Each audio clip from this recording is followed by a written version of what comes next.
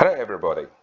For today's topic, I'm going to focus on the hybrid, I call it hybrid WAN, but indeed in the Amazon, they probably call, the direct connect or side-to-side VPN or private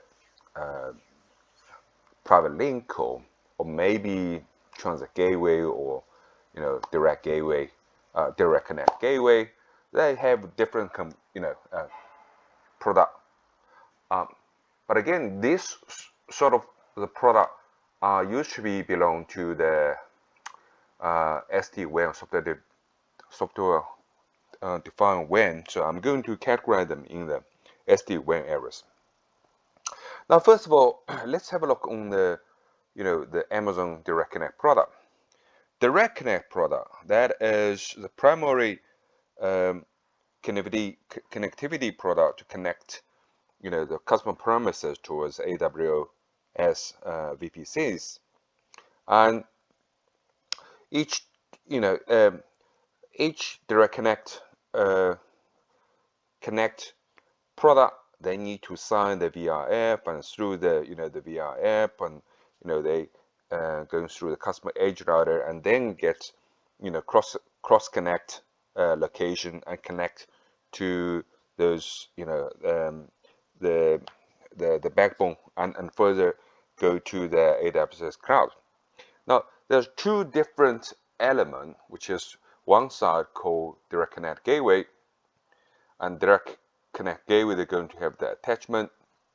Another side, they're going to have the virtual gateway, which is virtual gateway, they actually connect to those different VPCs through the gateway endpoints. Now, according to Amazon, each direct connect gateway, they can support 10 different VPCs, and each direct connect, they can support to 50 different VRF. So totally they can support to 500 VPCs connections through one single direct connect gateways. Now, let's have a look on the next one, which is called side-to-side VPN. Side-to-side VPN is very similar to a direct connect, but the only difference is provide the best effort solutions, and they are not private link. Instead, they are the public link, and they have customer edge router, and then set up the VPN, connect to the virtual gateway, and virtual gateway is going to have ENI attachment, endpoint attachment attached to those public VPCs, and then they through the virtual router they route back to the different VPCs. Usually we're using the side-to-side VPN as the backup scenarios, and because it's cannot guarantee the bandwidth and also the delay and jitters. They used to using different the gateway to connect the direct connect and the side-to-side VPN. Direct connect, as I just mentioned, used to have a direct connect gateway, and side-to-side VPN, they have the side-to-side VPN. But now we have transit gateway, which is really one of the innovative product which can connect multiple VPCs, the direct connect, side-to-side VPN, and private link. And also it's scale out, as last time I mentioned about the scale out, so all the connectivities easily. How to create a transit gateway? First of all, there are 3 logic steps. Create transit gateway yourself, create those attachments, and those attachments we're going to attach to different VPCs, and then add up all the routes to let traffic route back between or among the transit gateways.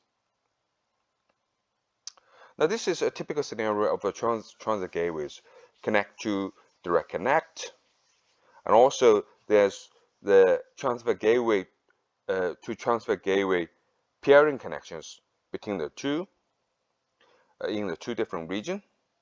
And also transfer gateway obviously can connect to the side-to-side VPN as well. So through transit gateway, it can set up the private VRF, public VRF, and also the transit VRF.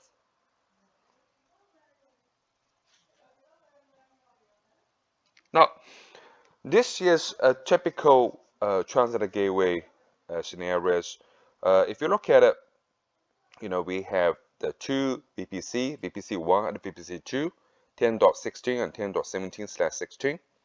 And also we have the different zones on the right-hand side, which is transit gateway 2. We have a direct connect product, which is connect back to the premises, data centers. We also have the side-to-side VPN, which is connect to the customer gateways. So all those connections connect to transit gateways. Transit gateway are going to have the central routing table to route the traffic for those different connections. Obviously, if you're going to have, let's say, the private VRF, you're going to go through the the private VRF, public VRF, and transit VRF. This is scenario for the transit gateway peering. So through transit peerings, we can establish, the BGP and also some other, tunneling protocols to let the traffic crossover between one region towards another.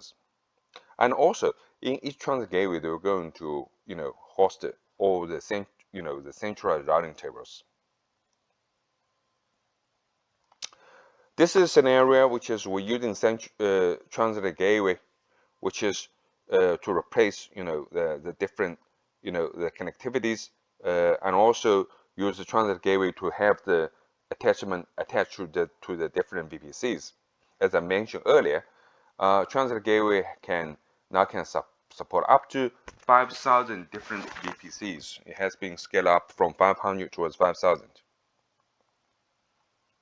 So the next one, I'm going to talking about a little bit more about how we're going to use the transit gateway to do the routings and etc. And also how use the transit gateway to do, to interact with the security virtual appliance.